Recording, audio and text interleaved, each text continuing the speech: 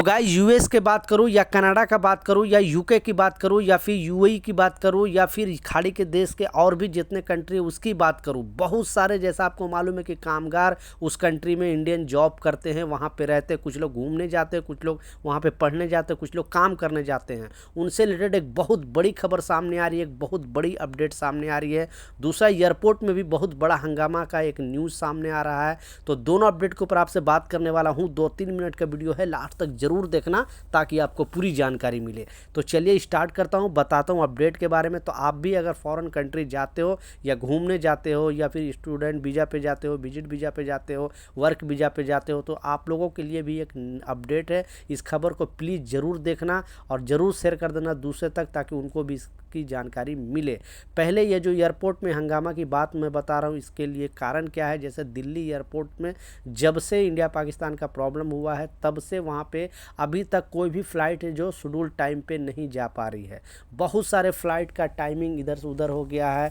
Plus वहाँ पे runway का भी अभी काम चल रहा है, 3 महीने तक वहाँ का जो रनवे है वहाँ पे काम चलेगा। इसके वजह से भी फ़्लाइट में बहुत सारे टाइमिंग से इधर उधर हो गया। इस कारण से यात्री अपने जो फ़्लाइट में टाइमिंग दिया गया उसी टाइम पे पहुंचते हैं, फिर मालूम चलता है कि उनका फ़्लाइट 3 घंटा 4 घंटा या फिर एक दिन उस दिन फ़्लाइट ही नहीं है। इस तरह से बहुत सारे, और एयरपोर्ट पे जाने के बाद उनके साथ बहुत प्रॉब्लम होता है। इसलिए एयरलाइंस कंपनी में 3 दिन से ऑलरेडी वीडियो बनाकर बता रहा हूँ कि सारे एयरलाइंस कंपनी जो भी दिल्ली से सफ़र कर रहे हैं अदर कंट्री के लिए या फिर अदर स्टेट के लिए, तो वहाँ पे आप अपडेटेड रहें। सारे चीज़, सारे टाइमिंग वहाँ पे आपको मेंशन किया जाएगा। आपके मोबाइल नंबर पे भी भेजा जा सकता है मैसेज द्वारा, या फिर अपने ट्रैवल एजेंट से संपर्क करें, या फिर उनके वेबसाइट पर जाकर टाइमिंग देख ले कि एक्चुअली कौन सी टाइमिंग है। और टाइम से पहले भी पहुँचने के लिए बोला जा रहा है। अगर टाइम को पहले 3 घंटा पहले आप पहुँच रहे थे तो आप 1 घंटा यानी 4 घंटा पहले पहुँचे, अगर इंटरनेशनल आप सफ़र करना चाहते हैं तो। इस तरह से आपने देखा एयरपोर्ट पर बहुत ज़्यादा अभी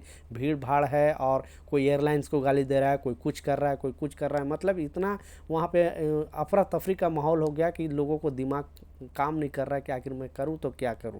तो इस चीज़ का लाजिम ख्याल रखें। इसलिए भीड़ से बचने के लिए यानी ट्रैफिक से बचने के लिए भी वहाँ की जो एयरपोर्ट अथॉरिटी ने बताया है कि दिल्ली में आप मेट्रो का इस्तेमाल ज़्यादा करें। यानी पर्सनल गाड़ी से अगर आप आते हो या फिर ऐसे रेंट वाले गाड़ी से आते हो, तो बहुत सारे लोग ऐसे हैं जो ट्रैफिक में फंस जाते हैं, उनका फ़्लाइट भी छूट जाता है। इसलिए उन लोगों को बताया गया है कि आप अगर मेट्रो का इस्तेमाल करोगे तो डायरेक्ट एयरपोर्ट के अंदर आ सकते हो, आपका टाइम का भी बचत होगा और आपको टेंशन नहीं होगा।